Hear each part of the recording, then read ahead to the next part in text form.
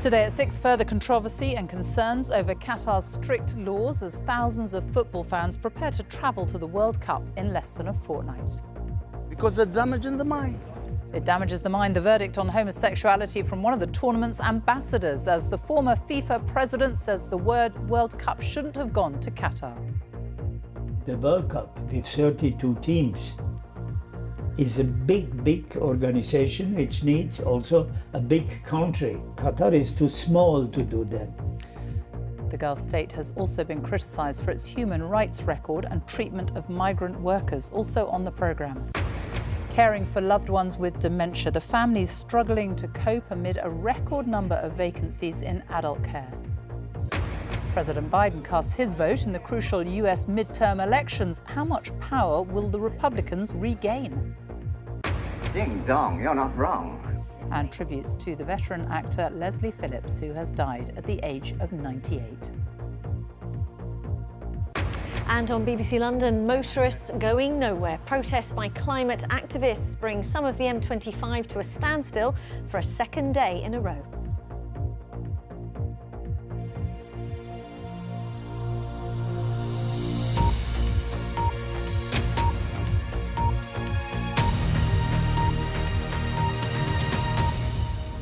Good evening and welcome to the BBC News at 6. There has been widespread criticism over comments made by one of the ambassadors for Qatar's World Cup, who said fans travelling to the tournament will have to accept his country's rule, among them a ban on same-sex relationships, saying homosexuality was a result of damage to the mind.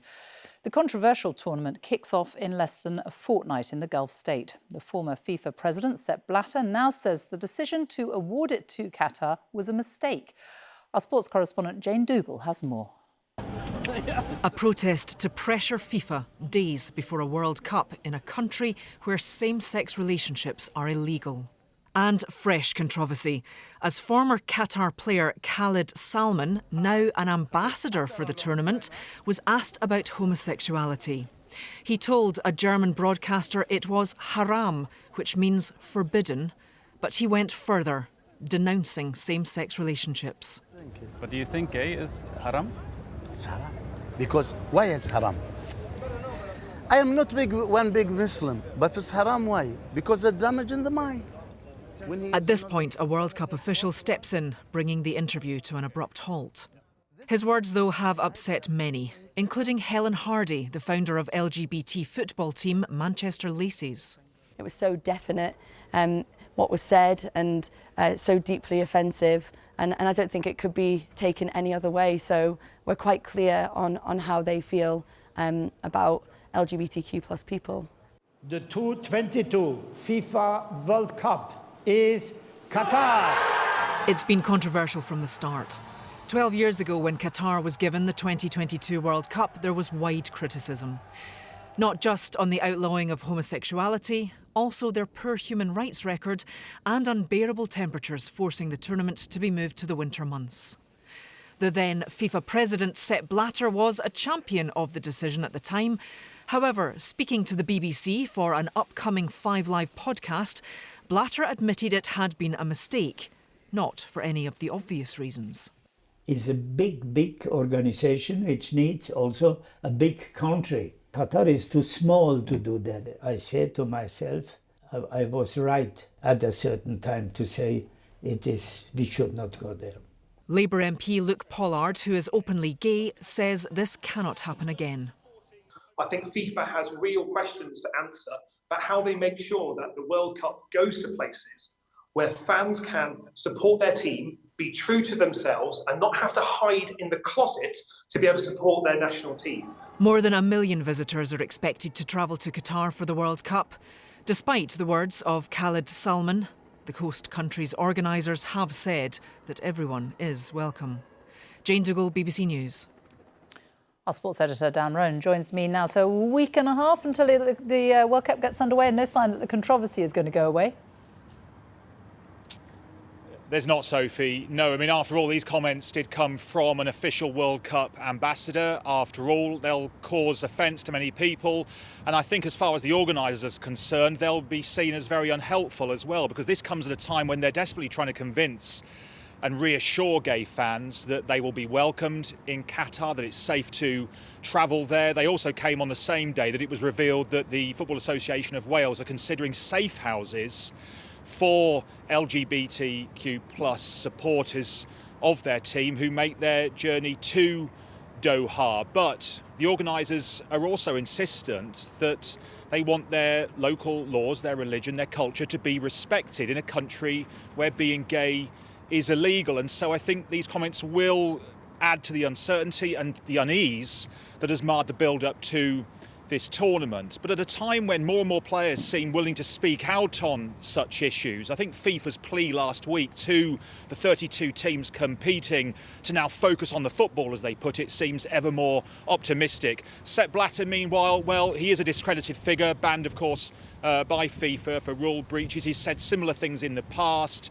I think the Qataris, they know that this just adds to the sense of suspicion that's always surrounded their tournament. They deny any wrongdoing. They say it can be a groundbreaking and very successful World Cup. But shifting the narrative away from this relentless negativity is proving very difficult for them indeed. Dan Rome, thank you.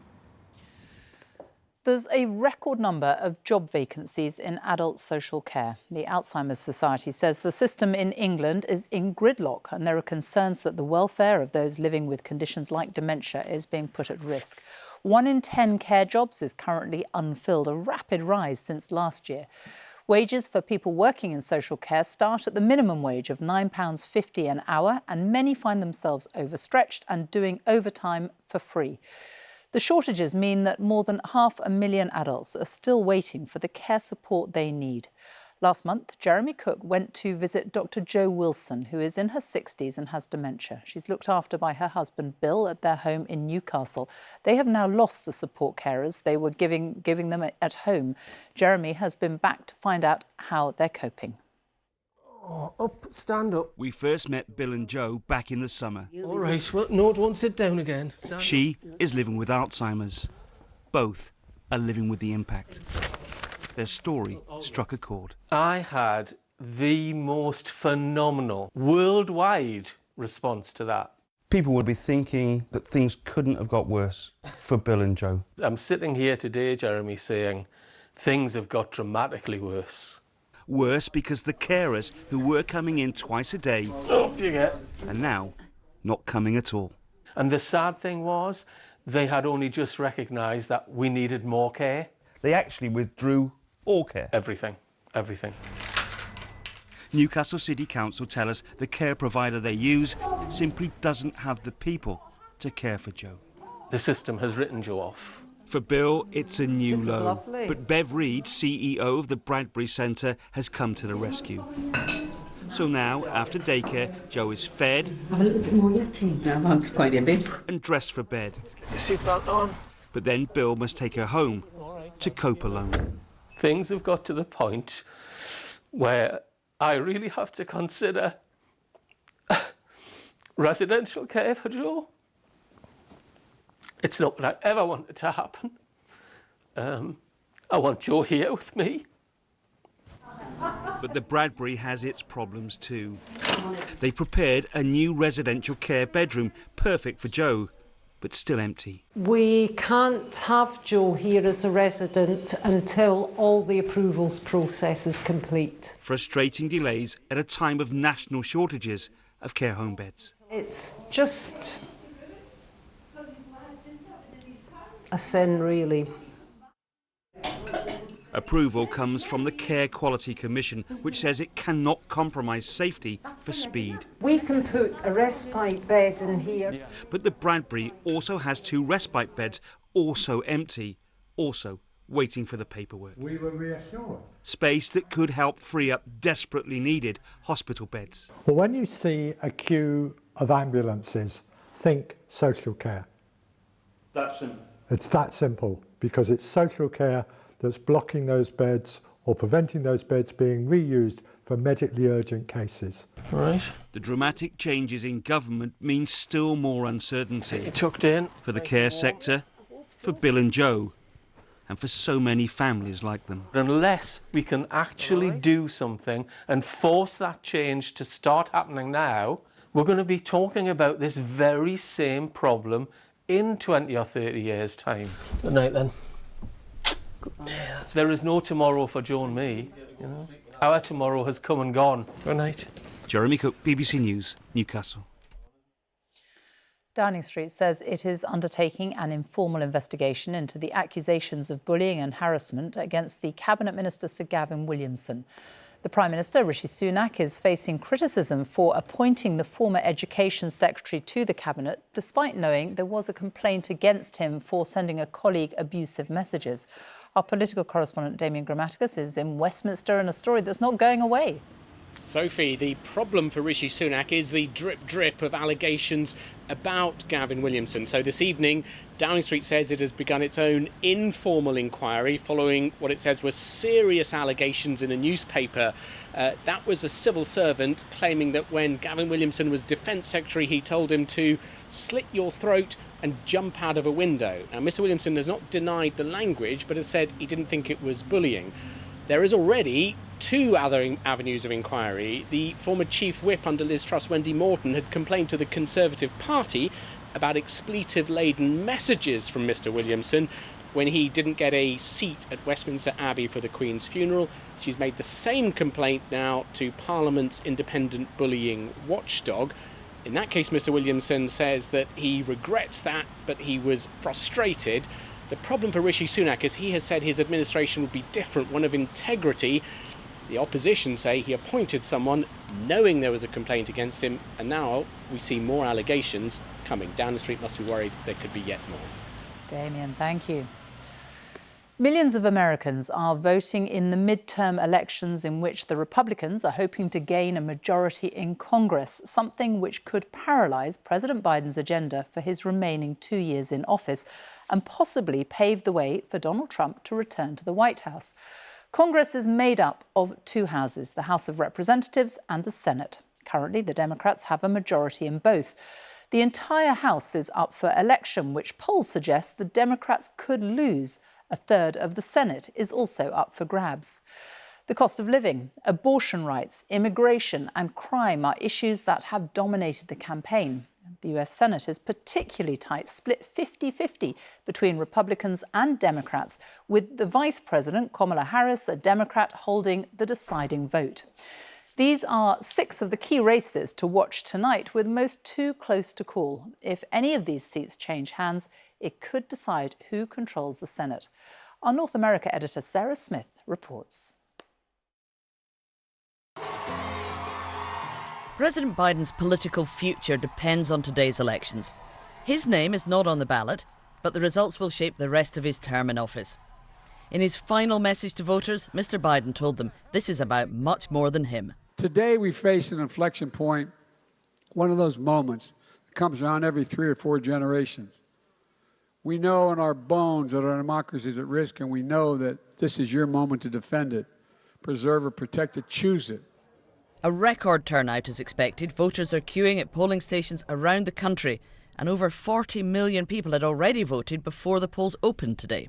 Every election is important, every vote matters, every election is important for the United States, no matter what. Unfortunately, the economy and inflation are also huge issues right now that put democracy second in most voters' minds, but I do think that it's in danger for sure.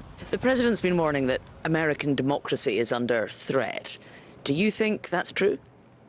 I mean, hasn't every president said that? It's no different than the last. I think, you have to take everything, what President Biden says and any other elected official with a grain of salt. And when you're ready to cast, you'll head over to the scanners in the back corner. Great, thank you. Opinion polls suggest Republicans are likely to take control of the House of Representatives and maybe the Senate. They could then block almost every piece of legislation the president proposes. These elections will determine what Joe Biden can or cannot get done for the next 2 years, but they're also about a lot more than that. They may test Americans' faith in their own democracy, and they'll set the stage for 2024. Will Joe Biden stand again? Will Donald Trump decide to run? I'm going to be making a very big announcement on Tuesday, November 15th at Mar-a-Lago in Palm Beach, Florida. He'll be watching carefully how some of his hand-picked Republican candidates perform before making his move. The very tightest contests, like the race for the Senate seat in Pennsylvania, will be closely watched. Some seats are so close, pollsters daren't make any predictions. High numbers of postal votes may mean the final results will not be known for days. The time it took to count the votes in 2020 contributed to the rise in baseless conspiracy theories around voter fraud. Normally at this point there isn't much to report until the polls close and we start getting some results in, but this year the voting process itself is being really carefully scrutinised. In Maricopa County in Arizona, which is like ground zero for election conspiracy theories, 1 in 5 of the voting machines is not working properly. All those votes are going to have to be counted by hand, and that's exactly the kind of thing that could well fuel accusations of voter fraud after this election is finished. Sarah Smith, thank you. And there's more information, including the big moments to watch out for on election night and analysis on what's at stake in the US midterms in a special section on our website. That's at bbc.co.uk/news. The time is just after 6:15. Our top story this evening. Further controversy and concerns over Qatar's strict laws as thousands of football fans prepare to travel to the World Cup in less than a fortnight. And coming up, we'll tell you all about the first rocket to be launched into space from the UK. And lots at 6:30 on BBC London, including the campaign to tackle misogynistic behaviour, now hoping to empower teenagers to call out sexism. And the cycling group riding around London, helping the homeless.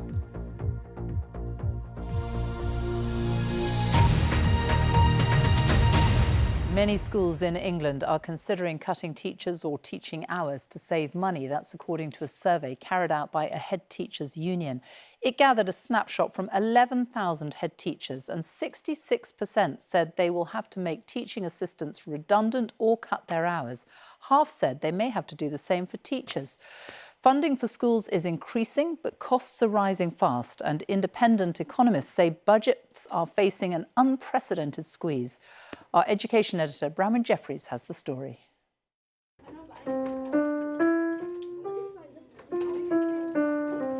Lovely, perfect, thank you so much. Do you want to show me the second one as well? Keeping subjects like music matters at this school, but savings have to be found somewhere. So this winter, they'll cut back on supply teachers, use more online learning.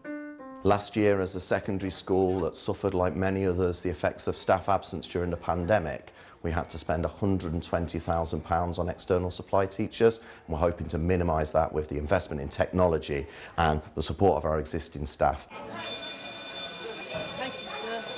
This Sheffield secondary added solar panels. Energy bills have skyrocketed.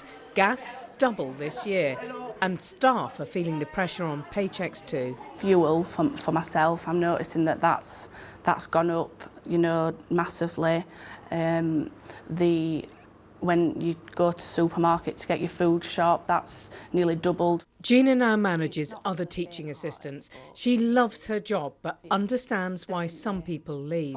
We know that people are leaving the job all the time because of that reason, but it's a lot more than money.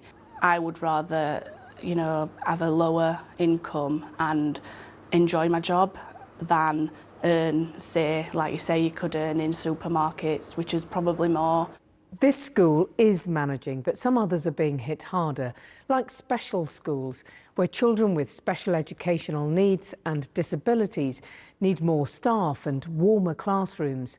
There is extra government cash going into England's schools, but costs are rising even faster. Independent economists say that means a crunch. We're now at a position where we expect school spending per pupil to be lower in 2024 than it was 14 years earlier in 2010. And that's basically without historical precedent. We normally expect school spending per pupil to be growing in real terms year on year, but we've seen a 14-year period where school spending per pupil has actually declined. They are counting every pound at this primary in West Bromwich. The pay increase is the biggest bill, then there's the rest. We've had the school meal prices, so an additional £18,000. We've also had the cost of school trips. The coach prices have gone up. We've then got the price of paper. So we use plenty of paper in primary schools. And we've gone from £1.95 a box of paper to £3.87 a box of paper. As ministers consider spending plans, schools want to make their case, uncertain about the years ahead. Bronwyn Jeffries, BBC News. A former detective inspector with Sussex Police has been jailed for 3 years for 4 counts of sexual assault of a teenage girl. Leah Dumbrill has waived the anonymity offered to victims of such crimes and says she was failed by police and the court system. She was just 16 when she was attacked by Dominic O'Brien, who was then on bail for another sexual offence involving an 11-year-old girl. Our special correspondent Lucy Manning has been talking to her. Because he was a police officer, he thought he was untouchable. He's always given off that vibe that no one can touch him, he gets away with whatever he wants. It took Leah Dumbrill to stand up, to her attacker, to the system that had allowed him to get away with it, waiving her anonymity after seeing him finally go to jail. I'm glad that I managed to get him convicted. I'm glad that I managed to stop him. So many people didn't. Today, former Sussex Police Detective Dominic O'Brien was imprisoned for sexually assaulting her multiple times when she was just 16. But there were missed opportunities. In 2006, then, Detective Inspector O'Brien was investigated over sexual messages sent to the 14-year-old daughter of a murder victim in a case he worked on. The following year, he resigned from the police days before a disciplinary hearing. A decade later, he was caught by an undercover officer sending messages about wanting to rape an 11-year-old girl. He was only given a suspended sentence. While on bail, he sexually assaulted Leah. It's frustrating because if they dealt with it then that's years of people not having anything happen to them. That's years of offending that wouldn't have happened. My life would be completely different now. And despite promises of change, taking on a sex attacker is still traumatic. I felt like I was the criminal, even in court, and like the defence lawyers calling you liars and things like that. It's horrible. I understand why people don't do it. It's hard because when you're going through traumatic experiences, you want to block it out as much as you can. But are you pleased that you did stick with it? It's going to be a bit of ease because he deserves to go to jail. That's the important thing, is that he didn't get away with it this time. Sussex Police, where O'Brien once served, said the allegations made then were fully investigated and prosecutors decided there would be no criminal prosecution. So it took one victim, just a teenager, to make sure he finally went to jail. Lucy Manning, BBC News. At the COP27 climate summit in Egypt, China has said it will plant 70 billion trees by the end of the decade to help counter climate change. But a report backed by the UN has made it clear that developing countries and emerging economies will need far more than that to slow global warming and cope with its impact. Our climate editor, Justin Rolat, reports. You can't move for global leaders here in Egypt.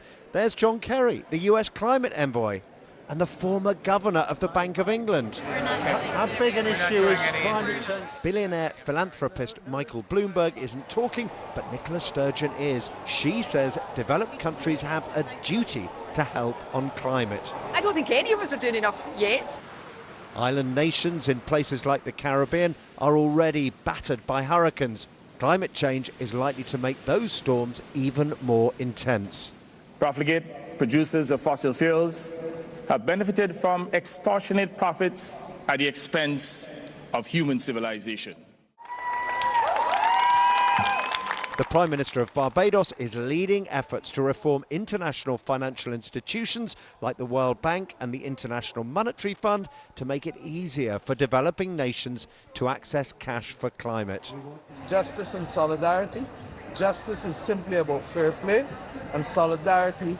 Without solidarity, small countries, small people like me can't make it. I believe that this is a conversation whose time has come. Today, the work of the conference begins in earnest. An army of diplomats and lawyers seeking agreements. This is the main conference hall where the leaders speak, and as you walk around this truly vast convention centre, you get an idea of the range of issues under discussion. There are lots of representatives of the fossil fuel industry here too. There is pressure to have gas defined as a green fuel, yep, because it's lower carbon than coal and oil. And there are hundreds of businesses here too. Today, the UN announced an effort to stop greenwashing, companies pretending to be environmentally friendly when they're not really. With so many issues on the agenda and so many opposing views, finding compromises is going to be hard, but it will be the only way to make progress here in the desert sands. Justin Rolat, BBC News, Egypt. The UK should soon have its first rocket launch, but this one will happen at 35,000 feet from under the wing of a jumbo jet. Virgin Orbit's mission will lift off from Spaceport Cornwall at Newquay Airport and is the start of a race to make the UK a leader in delivering satellites to space, as our science editor Rebecca Morell reports. There's a lot riding on this rocket. In a few weeks' time, it should blast off for the first ever launch from British soil. It will deliver satellites into orbit and mark the start of a push to make the UK spaceflight central. For the maiden mission, Newquay Airport has been transformed into Spaceport Cornwall. We build, a majority of the world's small satellites here in the UK, and every one of them at the minute is getting shipped overseas to launch. To build our own launch capability here in the UK, I think is just crucially important going forward. This is a launch with a difference. Instead of taking off vertically from the ground, the rocket is hitching a ride on a jumbo jet for a mid-air blast-off. This is the rocket. It's called Launcher 1 and final preparations for its launch are underway. After it detaches from the plane, it fires its own engines and begins its journey to space. Release, release, release. The drop happens at 35,000 feet. Until now, the company behind the rocket, Virgin Orbit, have been carrying out these launches from California. Now the team's decamped to Cornwall, setting up a new mission control. We basically have 3 different launch systems out there. We have our ground hardware, we have an entire airplane and a rocket, and so we have people that kind of specialize in each area of expertise here in the control room. So they're kind of looking at the data, making sure everything's healthy, consistent check-ins throughout the data, make sure everything's going really well, and then we kind of just take it from there. The final tests are underway. The mission, though, still needs approval from the authorities before it gets the go for launch, and there has been some opposition to the plans. But this flight will be a first, and it won't be the last. Several other spaceports around the UK are set to join in the race to space. Rebecca Morell, BBC News, Spaceport Cornwall in Newquay. The actor Bill Treacher, who played Arthur Fowler for 11 years in EastEnders, has died at the age of 92. Bill was one of the first actors to be cast in the soap, appearing in the first episode in February 1985. His family said he was a brilliant actor, wonderful husband and father, and a very fine human being.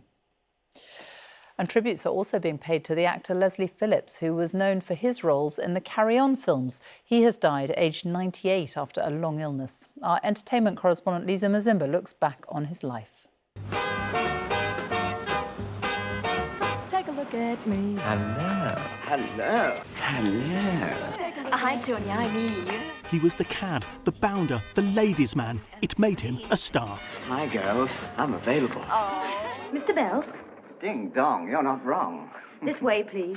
His comic technique developed in the theatre, but it worked just as well in 3 early Carry On films, on television and on radio. Surely I don't have to go to bye-byes. In. The Navy Lark ran for 18 years from 1959. The Navy Lark with our 3 stars, Stephen Murray, John Pertwee and Leslie Phillips. Up a bit. Up a bit. To me. To me. From you. Think of a number and double it. Despite the posh accent, he'd been born a Cockney before achieving huge success with his rakish on-screen persona. But he felt he became typecast. It was marvellous, really, to get those sort of roles, and they seemed important then. It was only later that I realised I was getting into a kind of a rut. I'm sorry to know that Kenya will be losing you. In his mid-50s, he reinvented himself as a serious actor. If I were in a hole, you'd be the sort of chap I'd turn to. And also delighted a new generation of fans as the voice of the Sorting Hat in Harry Potter. Well, if you're sure, better be Gryffindor! But for many, he'll always remain the old-fashioned flirt. Ding dong. With a twinkle in his eye. Oh, you sexy beast. All right.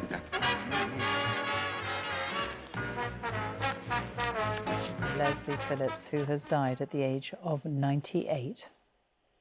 Let's look at the weather now. Louise Lear is here. Hello, what a beautiful picture. It is, isn't it, Sophie? I hope he found his pot of gold. Somebody enjoying the sunshine and the sharp showers today. But this was the Isle of Man. We've seen plenty of showers today and probably plenty of rainbows out there as well. And the showers have merged together to longer spells of rain in these defined lines. Look at this. One, if you got caught in those, you probably had an hour of rain, another one behind. They will tend to fade away over the next few hours, but the only exception to that is likely to be down across the south coast. Through the night tonight, we're going to see those showers clinging onto Channel Coast, and they'll drift their way steadily eastwards overnight.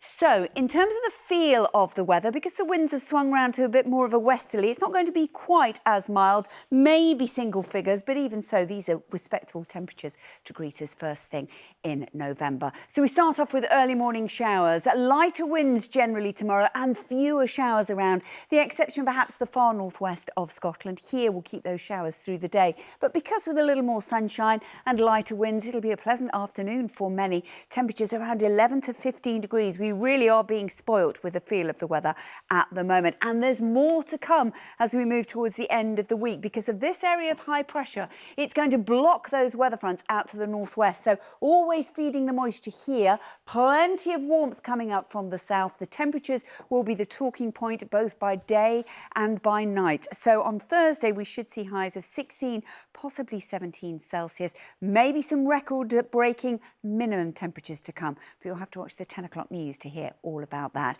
In terms of the wind strength, strongest gusts around 50 to 60 miles an hour.